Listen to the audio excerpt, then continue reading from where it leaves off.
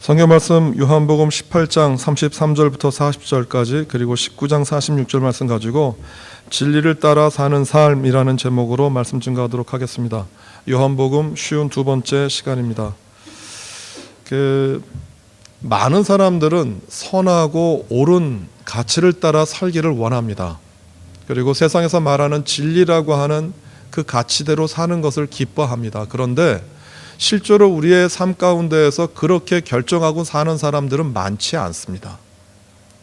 이것이 분명히 옳고 바르고 내가 마땅히 선택해야 되는 길임에도 불구하고 그 길대로 선택하고 사는 사람들이 많지 않은 이유는 내가 그 결정을 하게 되어지면 그 결정에 대한 응분의 책임을 져야 하기 때문입니다. 이것이 옳고 바른 길이라고 하면 응당 많은 사람들이 따라가야 되지만 그 길대로 가지 못하는 이유는 그것을 결정했기 때문에 비록 불이익이 따르고 손해가 난다 할지라도 온전히 그 길을 감당해야 하기 때문입니다. 그래서 옳은 일을 따라서 진리를 따라 사는 삶은 쉽지 않습니다. 그러한 삶을 단적으로 보여준 사람이 오늘 본문에 등장하는 빌라도입니다. 빌라도가 왜 예수를 십자가에 넘겨주었는지, 그리고 예수 안에 분명한 죽을 만한 그 죄목을 발견하지 못했음에도 불구하고 빌라도가 왜 그러한 결정을 했는지 한번 살펴보려고 합니다. 첫 번째, 빌라도가 예수를 십자가에 넘겨주었다라고 하는 요 단순한 한 구절을 가지고 빌라도를 이해를 한다라고 하면 좀 심한 것 같아요. 그래서 오늘 빌라도가 그런 결정을 하기까지, 그 빌라도가 그런 결정을 할 수 있었던 좀 배경에 대해서 한번 살펴보려고 합니다. 빌라도는 유대의 5번째 총독이었습니다. 그 로마 황제 티베리우스가 기원 후 26년에 빌라도를 유대의 총독으로 임명을 했습니다. 그런데 그 당시 그 로마에서 그 고위 관직을 맡았던 그 귀족들은, 그 원로원이 되어지는 귀족들은 이런 한대에 있는 직을 수행하지 않습니다. 그 로마 전체 입장에서 볼 때 유다는 분쟁 지역입니다. 그러니까 그 총독이 되어서 다스려도 굉장히 시끄러운 지역이고요. 그냥 어떤 특별한 일을 하는 것보다는 문제가 생기지 않는 것이 최선인 그런 복잡한 분쟁 지역에, 그러니까 그 나름대로 원로원의 끈이 있었던 사람들은 가지 않습니다. 그런데 이 빌라도가 그 하급 사령관 출신이었었어요. 군사의 호민관으로 군대에 들어가서 30이라고 하는 나이 이전에 이 유다의 총독이 되었으니까 나름대로 굉장히 빨리 출세를 했고요. 자기 신분에서는 굉장히 남들보다 앞선 출세였어요. 그래서 그 요세푸스에 의하면 우리가 성경에 보면 그 빌라도가 우유부단한 사람처럼 보이고 뭐 잘 결정을 하지 못하는 사람처럼 보이지만 전해진 기록에 의하면 그가 매우 탐욕스럽고 포악했고 굉장히 잔인한 성격의 사람이었다라고 합니다. 그래서 그 나름대로 그 30 이전에 그러한 지위에 올랐기 때문에 출세지향적이었고요. 그리고 무엇을 하든지 간에 자기의 어떤 신변이나 신분에 대해서 굉장히 많은 애착을 가졌던 사람입니다. 그런데 실제로 유다의 총독이긴 했었지만 군사적으로는 많은 군대를 가지고 있지 않았습니다. 그 유대 전체에서 중심은, 이스라엘 전체에서 중심은 예루살렘이지만 유다 전체에서 유다 총독으로서 그 유다를 전체, 이스라엘 전체를 돌아볼 수 있는 곳이 가이사랴입니다. 그런데 이 가이사랴는 예루살렘에서 한 104km 정도 떨어져 있습니다. 그러니까 그 길로 달리면 한 이틀 정도 걸리는 길입니다. 그래서 본지는 가이사랴에 있었습니다. 그 당시 빌라도가 동원할 수 있는 군대 총 숫자는 500명씩 끊어지는 군단 단위로 한 5개에서 6개 군단이었다라고 해요. 그러니까 아마 최대한의 숫자를 다 동원해도 3,000명인데 3,000명이었다라고 생각하지 않고 그 빌라도가 다룰 수 있는 총 군대 숫자는 한 2,500명, 그리고 예루살렘은 워낙 중요한 분쟁 지역이기 때문에 가이사랴의 본진이 있지만 그 예루살렘에 그 분견대, 파견대가 만들어져 있었어요. 그림 한번 보여주시겠어요? 제가 잠깐 보여드렸는데 잘 안 보이실지 모르는데 저쪽이 예루살렘이고요. 예루살렘에 성전이 있으면 왼쪽에 총독 관저가 있습니다. 다음 그림을 보여주시면 좀 더 명확해지는데, 다음 그림 한번 보여주시겠어요? 집사님 바쁘세요. 보이세요? 저쪽 그 안토니아 그 요새입니다. 저기에 그 예루살렘에 분쟁이 되어지면 빌라도가 그 그 가이사랴에서 예루살렘에 와서 저쪽을 관할을 하는데 재미있는 것은요. 저 안토니오 그 요새가 그 높았어요. 지대가 높아서 예루살렘 성전과 예루살렘을 이렇게 그 돌아볼 수 있는 지역이에요. 그러니까 벌써 그 저쪽에 파견되어 있는 사람들이 이제 그 빌라도에게 청을 한 거예요. 어떤 청을 했느냐 하면 상태가 심상치 않습니다. 그러니까 빨리 와서 예루살렘에 분쟁이 일어날 것처럼 보이니까 이 분쟁을 좀 그 잘 다스릴 수 있도록 좀 도와주십시오라고 얘기를 해서 그 6월절이 되었을 때 많은 사람들이 이전과는 달리 굉장히 그 소요가 일어날 조짐을 보였기 때문에 빌라도가 군대를 데리고 저 안토니오 요새에 왔어요. 그런데 몇 명을 데리고 왔는지는 몰라요.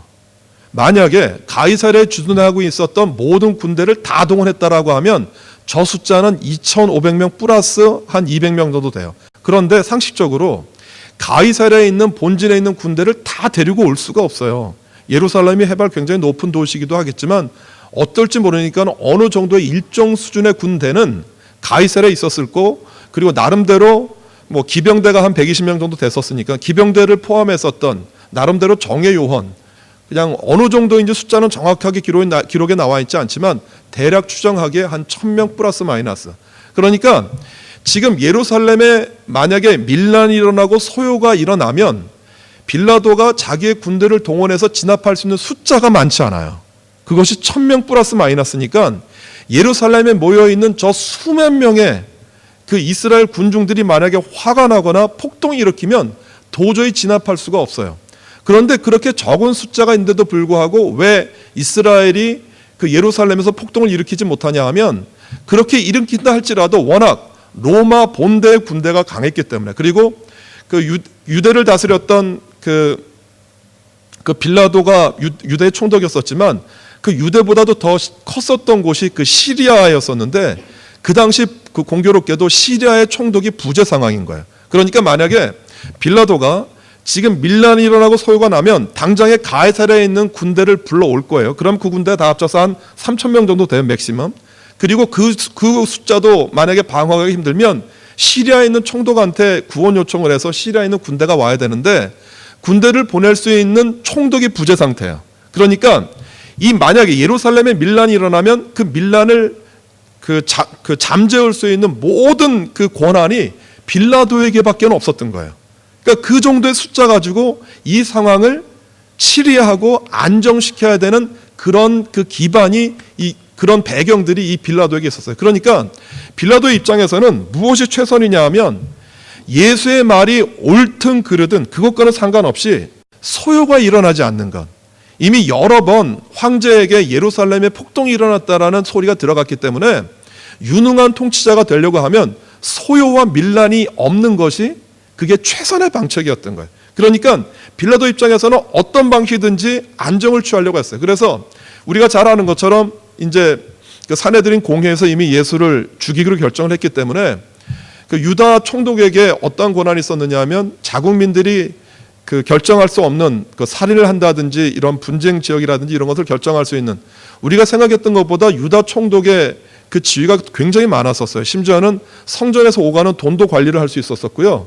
그리고 그 대제사장이 그 입는 제사장의 옷도 그 1년에 한 번 입는 그 만약에 그 대속죄 날 입는 그 옷도 줄 수 있는, 우리가 생각하는 것보다 굉장히 많은 그 총독의 권한이 있었는데 그 총독에게 이제 예수에 관한 그 죽음, 그 사형에 관한 그 이야기를 그 요구해 오니까 빌라도가 오늘 본문처럼 만나봤어요.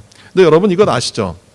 교활하고 출세지향적인 사람은 딱 사람을 보면 그 사람이 어떤 사람인지 금방 파악합니다. 그러니까 빌라도는 정치적인 야망이 있었던 사람이잖아요. 정치적인 욕망과 욕심이 있었던 사람이기 때문에 만약에 예수를 신문하고 예수를 마주하면서 저 예수 안에 자기와 같은 그런 야망이 있고 이스라엘의 독립을 요구하고 그런 것들이 보였다라고 하면 금방 캐치해냅니다. 근데 빌라도가 몇 마디 얘기했더니 이 사람은 그러한 의도가 없었던 사람이에요. 내가 분명히 예수를 놓아줄 권한도 있고 예수를 죽일 수 있는 권한도 있는데 예수는 전혀 빌라도와 타협하지 않았어요.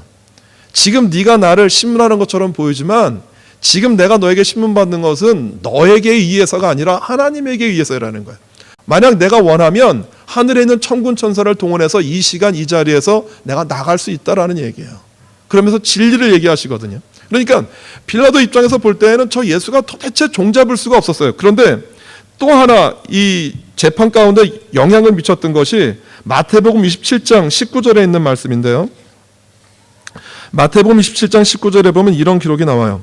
총독이 재판석에 앉았을 때, 빌라도가 앉았을 때예요. 그의 아내가 사람을 보내어 이르되 저 옳은 사람에게 아무 상관도 하지 마옵소서. 오늘 꿈에 내가 그 사람으로 인하여 애를 많이 태웠나이다. 예수를 신문하는 그 자리에 누가 전가를 보내왔느냐 하면 그 아내 이름이 클라우디아 프로쿨라라고 하는 여인이었는데, 그 훗날 그 후기 묵신 문학에 의하면 이 사람이 그 예수님을 알았던 사람이고, 그리고 지금도 그 러시아 정교회에서는 그 이 사람을 그 귀한 사람으로 추앙한다라고 해요. 이게 전해지는 말이에요. 그런데 그 빌라도의 부인이 쪽지를 보내서 이 사람 건드리지 마. 내가 간밤에 이 사람 때문에 너무 많이 애를 쓰고 신경을 썼어. 만약에 여러분들이 무언가 중요한 선택과 결정을 해야 되는데 여러분들의 아내로부터 이런 메시지를 전달받으면 어떻게 결정하시겠습니까? 어떻게 결정하시겠습니까? 뭐 그런 것과는 상관없이 내가 내 뜻대로 할 거야 라고 하는 분들 제가 생각할 때 많지 않을 것 같아요.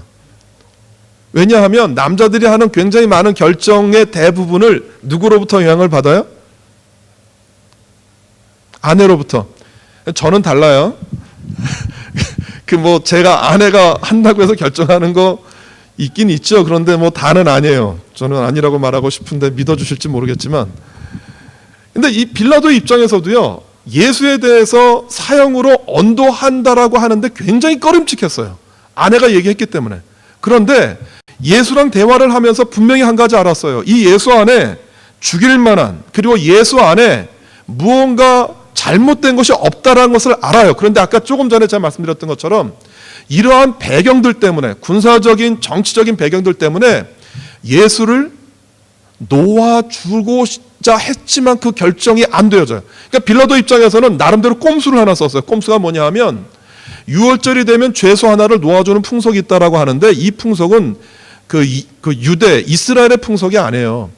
여러 가지 설이 있는데 가장 결정적인 설 가운데 한 가지는 그 로마에 가면 로마의 황제의 생일이거나 로마의 축일날 죄인 하나를 풀어주는 풍속이 있다라는 거예요. 그래서 그 풍속을 유대에 적용시켜서 유대에서 제일 큰 명절이 6월절이기 때문에 전례를 따라서 놓아주기는 했다라는 거예요. 그러니까 빌라도 입장에서 볼 땐 내가 이 곤란한 선택에서 빠질 수 있는 유일한 것은 그 죄인 하나를 놓아주는 그 선택에 예수와 그 당시 그 악명이 높았던 바라바라고 하는 죄인 두 사람을 하나 붙여서 예수를 선택하게끔 하는 거예요. 그런데 빌라도의 예상과 전혀 달라졌어요.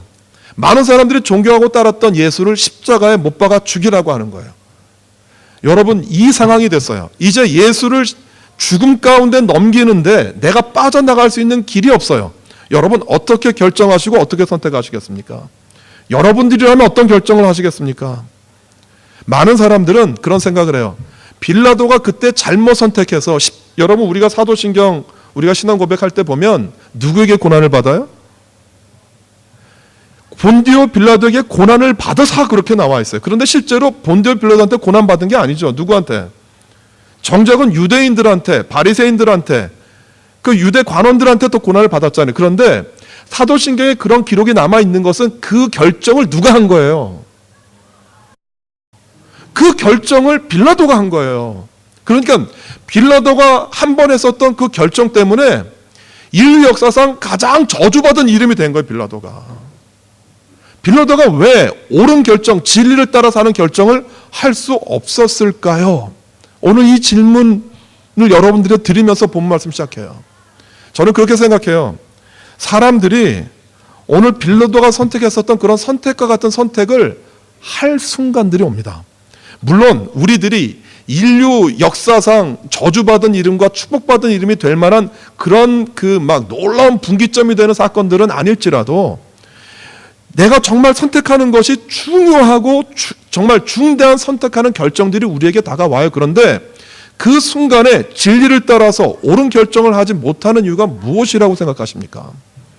저는 그것을 잠언 1장 7절에서 좀 찾아와서 한번 나누려고 합니다. 잠언 1장 7절 보면 이렇게 되어 있습니다. 우리 다 같이 한번 읽어볼까요? 여호와를 경외하는 것이 지식의 근본이언을 미련한 자는 지혜와 훈계를 멸시하느니라 라고 되어져 있어요. 영어 성경에 보면 이 경외라고 하는 것들을 The fear of the Lord is the beginning of knowledge, but fools despise wisdom and discipline이라고 되어져 있어요. 그러니까 경외한다라는 것들을 그 fear라고 얘기를 했는데 우리는 fear를 생각하면 그 두렵다라는 단어를 생각하면 뭘 생각하느냐 하면 무섭고 두렵고 공포스러운 것을 생각해요. 이런 것도 두려움이에요. 그런데 또 어떤 종류의 두려움이 있느냐 하면 정말 고귀하고 존귀하고 그 우리 어제 학생들한테 이런 두려움이 어떤 것이 있을까라고 물어봤더니 한 청년이 그런 얘기를 해요. 핸드폰을 처음 샀을 때 그러니까 그 우리 학생들이나 청년들이 그 다룰 수 있는 물건 중에서 제일 중요한 게 그 비싼 고가품이잖아요. 그러니까 핸드폰을 처음 샀을 때 그 앞에 있는 필름을 떼는 순간 이해하시죠? 너무나 귀해서 만지기 너무나 아까운 그렇게 정말 비싸고 좋은 건데 그것을 손대는 그러니까 우리가 살다가 보면 두렵고 공포스러운 것만이 아니라 너무나 존귀하고 너무나 거룩해서 그 앞에서 내가 아무것도 할 수 없는 두려움과 경외심 이것이 오늘 본문에서 말하고 있는 이라라고 하는 히브리어 단어예요. 그런데 이 본문을 그대로 적용해서 한번 생각을 해보면 우리가 하나님의 거룩하심 앞에 나아가면 그 하나님의 거룩하신 임재 앞에 나아가면 그분의 거룩함 때문에 내가 아무것도 할 수 없는 지경에 이른다는 거 아세요? 이런 거예요. 내가 그 거룩한 하나님의 임재 가운데 들어가면 무엇이 불가능하냐 하면 죄 짓는 것이 불가능해요. 그 하나님의 거룩한 임재가 내 가운데 내 삶 가운데 임하면 뭐가 불가능하냐 하면 죄를 짓고 거짓말을 하고 악을 행하는 것이 힘들어져요. 왜냐하면 그 하나님의 임재하심 때문에 그래요. 그 하나님의 임재하심이 내게 임해서 내가 행동하고 살아가는 그 결정이 뭐라냐면 그것이 지식이라는 거예요. 그게 지혜라는 거예요. 그 하나님의 거룩하신 임재함을 경험하고 결정하고 이해하고 깨닫는 것 그것이 지혜라는 거예요. 그것이 지식의 근본이고요. 우리가 이 땅에서 살아가야 되는 모든 지혜의 시작이다라고 하는 거예요. 여러분 우리가 왜 잘못된 선택과 결정을 하느냐 하면 이것을 한 순간의 결정이라고 생각하지만 그렇지 않아요. 오늘 빌라도가 잘못된 결정과 선택을 했다라는 이야기는 뭐냐 하면 빌라도가 지금까지 그런 결정과 선택을 해오면서 살아온 거예요. 오늘 빌라도가 그런 결정을 처음 한 게 아니에요. 빌라도가 총독이 되어서 지금까지 그의 인생 가운데에서 항상 선택하고 결정했던 것이 무엇을 따라서? 정치와 모략과 내가 생존해야 된다라고 하는 배경을 따라서 한 것이거든요. 그러니까 예수를 십자가에 넘긴 것, 예수를 죽이라고 결정한 이 사건은 빌라도에게 있어서 처음 해냈던 사건이 아니라 이미 그것이 그의 일상이었다라고 하는 거예요. 일상. 그래서 그런 결정을 한 빌라도가 전혀 이상하지 않았던 것이죠. 여러분 우리가 살다 보면 정말 여러 가지 실수와 잘못들을 많이 해요. 제가 이 얘기 준비하면서 언뜻 떠올랐던 게 있어요. 저는 그런 생각했었거든요. 그 베레스폴드에서 두 번째 스시집을 할 때 나의 잘못된 선택이었어 라고 생각을 했어요. 근데 곰곰이 이 말씀 본문에 비춰 생각을 하니까 그게 아니었던 거예요. 그게 한순간의 실수와 잘못이 아니라 1년여 동안 잘못된 선택과 결정을 한 거예요. 그러니까 하나님과 함께하는 선택과 결정을 한 게 아니라 내가 생각하기에 옳은 판단을 했다라고 하는 거예요. 여러분들이 살다가 보면 저에게 임했었던 그런 선택의 순간만이 아니라 정말 많은 순간과 많은 선택의 기로에 놓이게 되어져요. 여러분 그 기로에 놓여지게 되어질 때 옳은 결정, 바른 결정 할 수 있는 것은 뭐냐면 그동안 내가 하나님과 동행했기 때문에 그 동행한 가운데에서 하나님을 경외하는 마음이 있어야 그런 결정할 수 있어요. 그리고 그런 순간들이 내게 다가온다 할지라도 믿음으로 결정할 수 있는 거예요.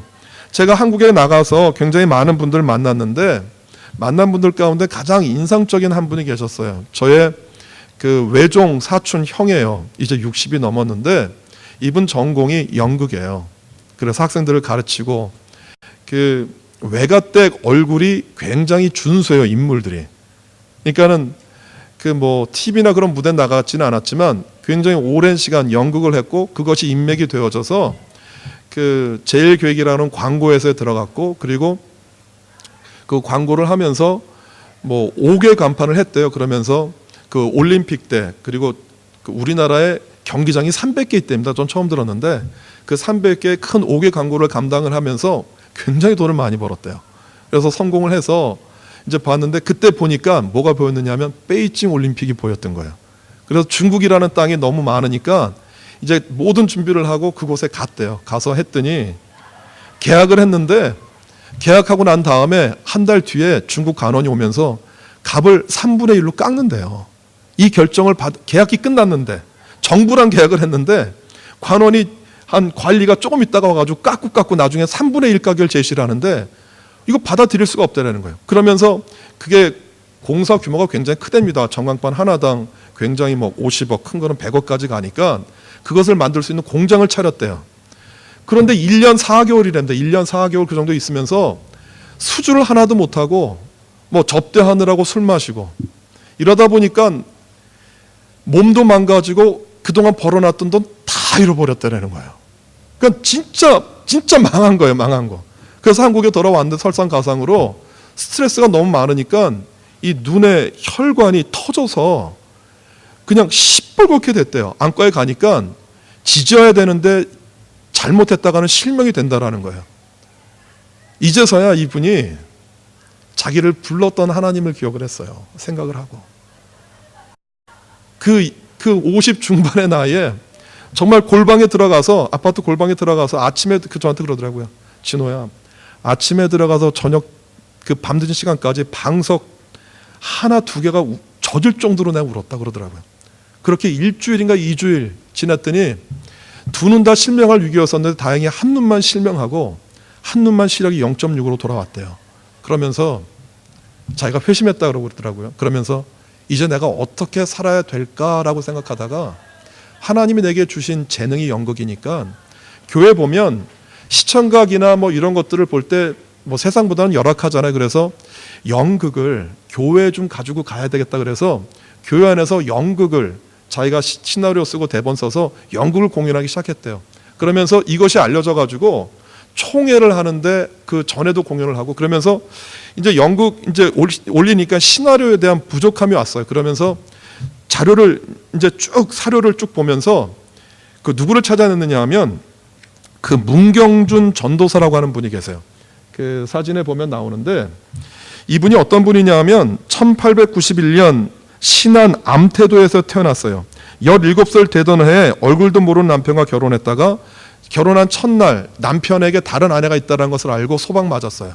절망 가운데 있다가 예수님을 만나서 신학을 공부하고 전도사가 되었는데 이분이 그 갔었던 곳이 신안에 있는 중도였었어요. 그런데 지금도요, 놀라운 것은 우리나라의 그 신안 쪽에 주민이 1,700명인데요.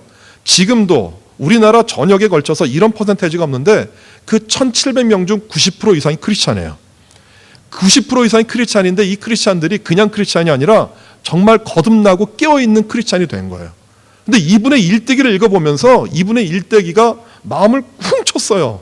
그러면서 이분의 일대기를 극화시키겠다고 생각한 거예요. 그래서 여러 가지 일을 겪으면서 시나리오를 써서 맨 처음에 여러 사람 데리고 갔더니 공연비가 너무 들고 교회가 부담하기 어렵더라는 거예요. 그러면서 2인극으로 만들었어요.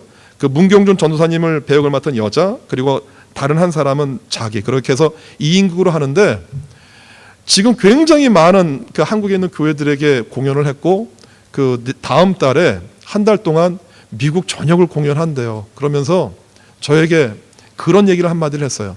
내가 문경준 전도사를 보면서 내 마음 가운데 한 가지 쳤던 것은 뭐냐 하면 그 문경준 전도사에게 쉽고 어려운 일, 이게 여자 전도사의 몸으로 한 지역, 그 섬, 그 수십 곳의 섬에 교회를 세운 곳이 100개인데 그 100개가 넘는 교회를 개척한다는 것이 어려웠다라는 거예요. 그런데 그가 그런 삶을 살 수 있었던 것을 보여주는 가장 결정적인 계기가 그 일제 식민지 체를 지나서 이제 6.25 때 이제 북한군이 들어왔다가 그 인천 상륙작전이 벌어지면서 그 남쪽에 있었던 그 북한 군들이 고립을 당하는데 그 신안 쪽에 국군이 들어온다는 얘기를 듣고 이 북한군이 가면서 많은 사람들을 학살을 하는데 그 당시에 그쪽에 있었던 굉장히 많은 교회들과 신자들을 이 문경준 전도사님이 전도를 했거든요. 그런데 이 전도사님이 그 학살을 당하는 모래사장에 가면서 뭐라고 얘기를 하냐면 자기는 안전한 곳에 피신해 있었는데 만약에 내가 그들에게 가면 그들 앞에 사로잡혀 있는 그 신자들을 빼내올 수도 있다라고 생각을 한 거예요. 그래서 자기가 자원하는 마음으로 그곳에 갔었더니 그 북한군이 뭐라고 말하냐면 네가 새끼를 많이 깐 씨암탉이라고 그러면서 그 여자를 죽이면서 그 덕분에 몇 명이 풀려 나와요. 그런데 놀라운 것은 이 문경준 전도사님 이 한 여인의 전도로 그곳에서 배출된 목회자들만 100명이 넘고요. 그 중에는 한국 CCC를 창립했었던 김중곤 목사, 저희 교단에서 이만식 목사님이라고 하면 굉장히 교계 큰 어른인데 이만식 목사님, 그리고 장로교에서 활동하는 정태기 목사님, 굉장히 많은 목회자들이 그 배출이 되어졌어요. 저는 그런 생각을 해요.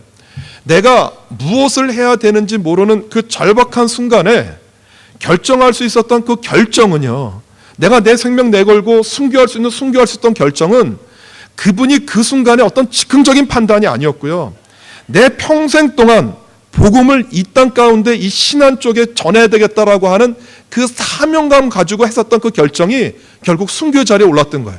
이것이 나중에 알려져서 그 옆에 보이십니까? 문경준 기념관이에요.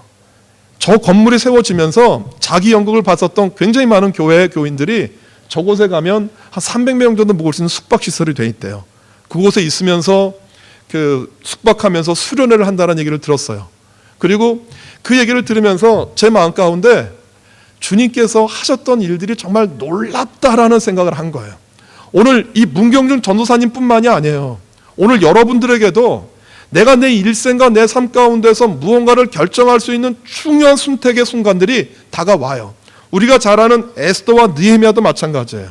에스더가 자기의 안정을 버리고 왕 앞에 나갈 수 있었던 것, 느헤미야가 술 맡은 간원으로서 안정된 쥐기임에도 불구하고 예루살렘 성벽이 무너졌다라고 하는 그 사실 앞에서 자기 목숨 내걸고 왕 앞에 나아가서 나를 저 예루살렘의 관리로 총독으로 보내달라고 말할 수 있었던 것은 무엇이냐 하면 그것이 한순간의 결정이 아니라 에스더가 하나님과 늘상 동행해 왔던 동행이었던 거예요.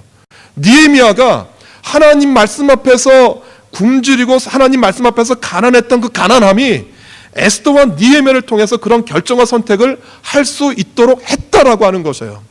오늘 지금 여러분들이 어떤 중요한 결정을 해야 되는지 저는 알지 못해요. 그러나 지금은 아닐지라도 여러분들이 5년 후, 10년 후, 1년 후 이런 중요한 선택과 결정을 해야 되는 순간이 올 때 하나님이 원하시는 결정을 할 수 있는 것은 그 순간에 잠깐 기도한다라고 하는 기도가 아니라 오늘 지금 여러분들이 하나님과 동행하는 동행이에요. 하나님의 거룩한 임재 가운데 들어가서 하나님이 나에게 말씀하시는 지혜와 지식이 무엇인지 듣고 그대로 순종하고 결정할 수 있는 그 결정함들이 내가 언젠가 선택할 중요한 선택에 있어서 옳은 길, 진리를 따라갈 수 있는 선택을 할 수 있다라고 저는 믿어요. 오늘 지금 여러분들의 삶이 여러분들 인생에서 가장 중요한 선택을 할 수 있는 선택의 시발점이 된다는 것을 기억하시고 오늘 정말 여러분들이 할 수 있는 최선을 다해서 하나님 앞에 나아가세요. 정말 여호와를 경외하시고요.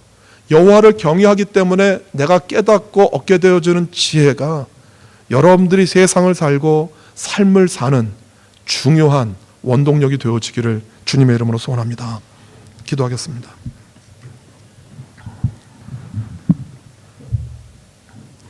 여호와를 경외하는 자는 하나님께서 높이시고 세우시지만 여호와를 경외하지 않는 미련한 자는 하나님의 말씀과 가르침을 멸시합니다. 이것이 만들어낸 결과가 얼마나 끔찍한지는 우리가 성경을 통해서 너무나 잘 알고 있습니다. 우리는 종종 후회합니다. 내가 잘못된 선택을 했다고, 내가 잘못된 결정을 했다고. 그것이 한순간의 결정과 잘못이 아니라 지금까지 내가 그렇게 살아왔던 삶임을 깨닫게 도와주옵소서. 오늘 지금 내가 하나님과 동행하고 여호와를 경외하는 그 경외하는 삶이 앞으로 1년 후, 2년 후 어쩌면 10년 후 내가 결정해야 되는 굉장히 중요한 결정을 할 수 있는 그 배경이 되어진다는 사실들을 믿을 수 있도록 도와주십시오. 다시 한번 하나님의 말씀 앞에 거룩한 임재 가운데 나아가는 우리 모두가 되게 도와주시고, 그 결정과 선택이 하나님께 영광을 돌리는 선택할 수 있는 우리 모든 교회가 될 수 있도록 주님 축복하여 주옵소서. 감사합니다. 예수님의 이름으로 기도드립니다. 아멘.